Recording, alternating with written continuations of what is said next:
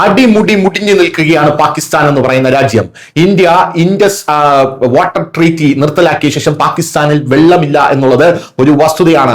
ഇനി അവർ നരകിക്കാൻ പോവുകയാണ് എന്ന് നമുക്ക് എല്ലാവർക്കും അറിയാം. രണ്ടാമത്തെ കാര്യം, ഇപ്പോൾ പാകിസ്ഥാന് വെള്ളത്തിന് പുറമെ ഇറാനും അമേരിക്കയും തമ്മിലുള്ള യുദ്ധത്തിന്റെ പശ്ചാത്തലത്തിൽ പെട്രോളും ഇല്ല എന്നുള്ളതാണ് പ്രധാനപ്പെട്ട കാര്യം. ഈ ഒരു സാഹചര്യത്തിലാണ് ഇപ്പോൾ പാകിസ്ഥാനിൽ നിന്ന് ഒരു വമ്പൻ പ്രസ്താവന പുറത്തു വന്നിരിക്കുന്നത്. അത് ഇന്ത്യയുമായിട്ട് താരതമ്യം തട്ടിച്ചുകൊണ്ടാണ് പാകിസ്ഥാൻ പറയുന്നത്.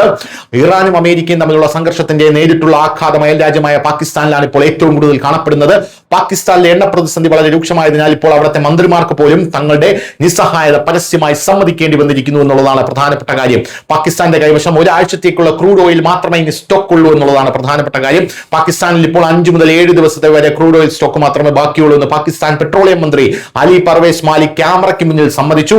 ഇന്ത്യയെ പോലെ പാകിസ്ഥാനിൽ എണ്ണ ശേഖരമില്ലെന്നും തന്റെ രാജ്യം വാണിജ്യ ശേഖരത്തെ മാത്രമേ ആശ്രയിക്കുന്നുള്ളൂ എന്നും അദ്ദേഹം സമ്മതിച്ചു. ഇറാൻ യുദ്ധത്തെ തുടർന്ന് ഹോർമൂസ് ജലപാത ഉപരോധിച്ചതിനാൽ എണ്ണവില ബാരലിന് $126 ഉയർന്നു. ഇത് പാകിസ്ഥാന്റെ പ്രശ്നങ്ങൾ വളരെയധികം വർദ്ധിപ്പിച്ചു എന്നുള്ളത് മറ്റൊരു പ്രധാനപ്പെട്ട കാര്യമാണ്.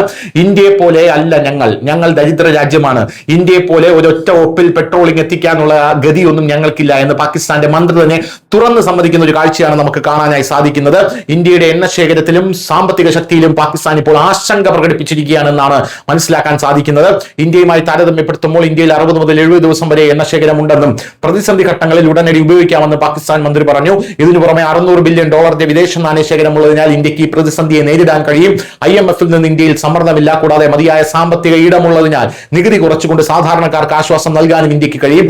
പക്ഷേ പാകിസ്ഥാന് അത് തീർത്തും അസാധ്യമാണ് എന്നാണ് പാകിസ്ഥാൻ മന്ത്രി ഇപ്പോൾ പറഞ്ഞിരിക്കുന്നത്. News desk.